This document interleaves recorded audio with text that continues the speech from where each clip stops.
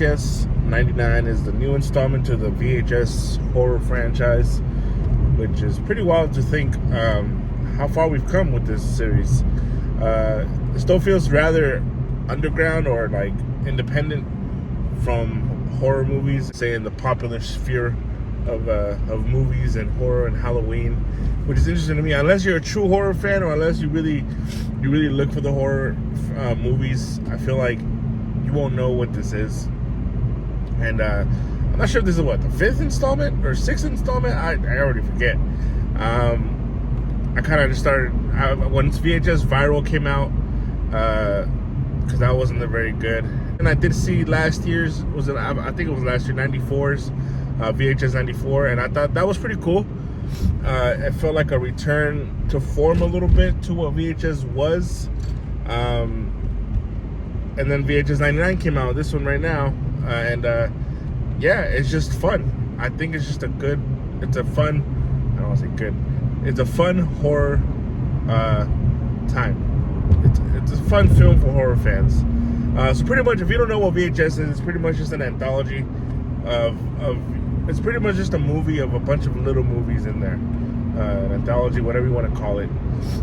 Usually, with like the other VHS prior to this, there's a story throughout the movie that's kind of bringing these other videos together. Something's usually going on in the middle in between all the videos that you are watching, in between all of the different little movies.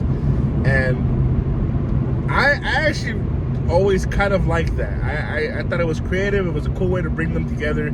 I believe it was the first one where, it was a group of people who broke into a house, and there's a dead guy in there, and they're trying to figure out what the heck is going on. And in the meantime, they find these tapes, and so as they're watching each tape, you're watching what they're watching, and those are the short little horror movies that you're pretty much watching throughout the film. They kind of pretty much took that away from this one. They kind of just said, we're just going to show you a bunch of, I think it was like five different films here, short films, and I don't know, we'll see how it goes. I feel like I was watching an episode of Robot Chicken in between each film, as there was this little stop motion thing that they were doing with the little in-between plot. So yeah, it seems like they really just kind of abandoned that, and they just kind of said, whatever. We're just going to do whatever the heck we want. And that's kind of honestly okay for me as well. There's nothing really deep about these movies. They're just always different little short films. They should be just fun.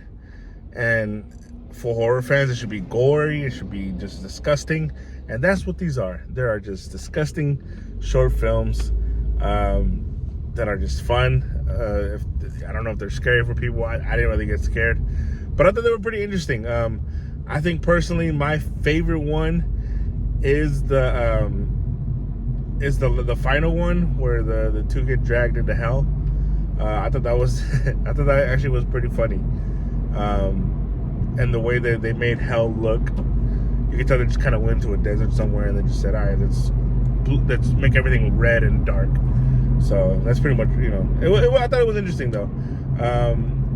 Overall though, I thought it was an okay movie. Nothing, again, I don't know if I would watch this again, but it was cool, man. Again, you just get your horror, you get your gore, you get some funny moments in this. It's very, very entertaining. To me, I remember just watching the first one and the shock of each film that it gave me. I feel like the first one, it was just so memorable to me. I remember watching with some friends and just kind of thinking, man, what the heck are we watching? It was just a fun time. I was younger back then, and just never seen anything like this, in a sense. I mean, we've seen anthology movies. We've seen, in the past. This felt different. It's in the style of found footage, and I thought it was, they use the creepy stories. They use really cool ideas for the first one. This one, you can just definitely tell they're just kind of seeing what kind of works. They're kind of throwing things at the wall here and seeing what works. And there's a lot of bloody moments, a lot of gore. Flying Lotus directed one of these, which I thought was pretty interesting, and it's probably one of the more disgusting ones. I never knew he was a director. Cool for him.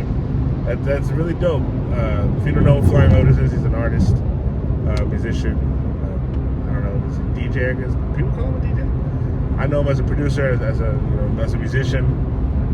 Worked with guys like Kendrick Lamar and stuff like that. So I enjoy his music. I thought he did a pretty good job here. He made a cool little film. So yeah, that's VHS 99. If you're looking for a cool horror movie, fun horror time, and you're not really disgusted by certain things, because there's definitely a lot of gore in this, but it's fun. To me, it's fun, and that's all I can really ask for a Halloween type movie. And I'm happy Shudder has this. It's cool that Shudder is continuing this. I think still, I feel like Shudder is still very, very underrated when it comes to horror, the horror genre. For people that love horror, I mean, I think you should get the app. It's $5 a month, not a promotion, but I think it's really cool that they're not that expensive, and they give you a lot of content, and it's a lot of original stuff, and it's just a fun time. So yeah, I really like VHS 99. Do I think it's a great movie though? No, I think it's going to be right on the cusp of it, of being a 3. So I'm going to give this a 2.9 out of 5. Again, just a fun time. Kind of just let time pass by watching this. So yeah, but again, I don't think it's as good as the first 2. I think that's my review. What do you guys think? Does it suck? Let me know down below, and I'll see y'all later. Peace.